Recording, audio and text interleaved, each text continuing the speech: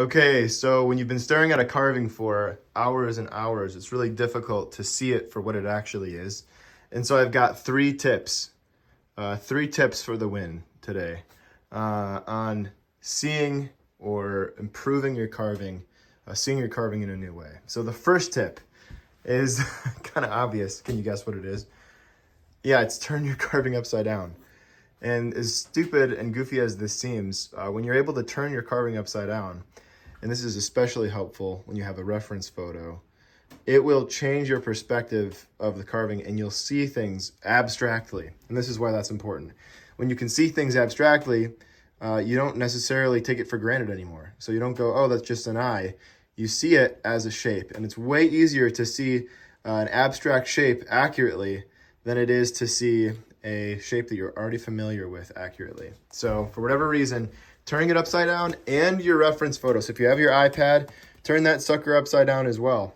And that is unbelievably helpful to see the symmetrical errors. A lot of times I'll turn it upside down. And even now I'm noticing some minor differences from one side to the other, which is okay as long as that represents itself in the carving reference that you're using, the photo or drawing. But it's been, life-changing, turning the carving upside down. I don't know who mentioned that to me, but to be honest, I'll even carve upside down. When I'm doing a portrait like this, I'll turn the carving upside down and the reference photo and do sometimes a large portion of the detailing and shaping upside down. And that really, whenever I almost always, without fail, I'll turn it right side up again and go, wow, that is way better than it was before. So crazy as it sounds, give it a shot. Okay, so 2, use a mirror. This is one that I learned from a really genius woodcarver, Patrick Burke. I have a little handheld mirror here. And when you can use a handheld mirror, and I'll tell you how to use that. So what this is, you can see me, hi. I'll look through the mirror, facing back to the carving, and it will flip. What that does, it flips the image upside down, and I can see it again with fresh eyes. So what this does, again, it flips it, and I can see all the symmetrical errors. So especially compounds, I bet, when you have it upside down. I've never done it both ways, but both upside down and through a mirror. But if you're able to turn it right side up again, use that mirror, you will see all kinds of symmetrical errors or proportional problems or depth issues that you didn't see before by just flipping the image around using the mirror. So taking a step back, it sounds wild, but this is a trick of the old masters. If I can get it in there again, that was kind of tricky. There it is. Looking at it through that mirror, so helpful. Taking a step back. Really, I could put that as a 4th tip, taking a step back. That's a given, right? It should be, but I often forget to do that, is just so there's your bonus tip. Take a step back. And for Pete's sake, take a break, look at it from a distance. And you'll see all kinds of things you didn't see when you're just right up on it the whole time, doing these little nuanced adjustments to the carving. So, and finally, the 3rd one is phone a friend. We've got FaceTime if you got an iPhone. If you have an Android phone, you've got Google Hangouts or Google whatever it is, video.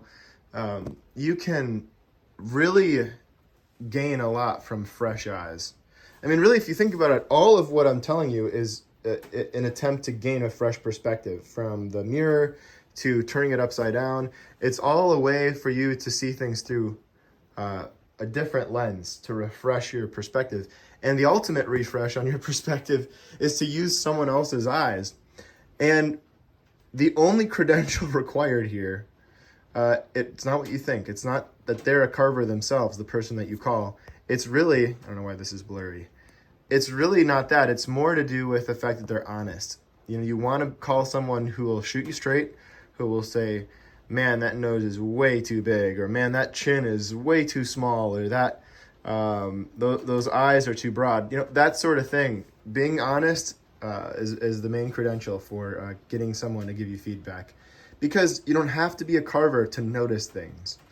Everyone has the innate ability to differentiate, unless you have some crazy Gestalt sense-making problem. Everyone has the innate ability to see something and to identify it, and we're amazingly good at doing that with faces. So use someone else's fresh perspective, and it's just, to me, that's one of my favorite things. I mean, literally almost every time I do a custom portrait of an individual, I will call a friend. I'll call my buddy Zach. I'll call my brother Kenny. When I was younger, growing up, I'd call my mom. She would be, around, so I'd get her into the shop, and she would give me her perspective, and that was very helpful. But yeah, just finding someone to do that is huge. These are the three things, well, really now, the four things that I use to kind of get a fresh perspective on my carving when I'm in a stuck place. So really, if you're stuck, go to these 3 points. If you're struggling with symmetry, even if you think your carving is going perfectly well, do this. Turn it upside down at a minimum. Look at it from that side profile, and then grab your reference photo, turn it upside down. Even if things are going perfectly, you think, man, I'm great. I'm doing a really great job. This thing is looking perfect, dead on.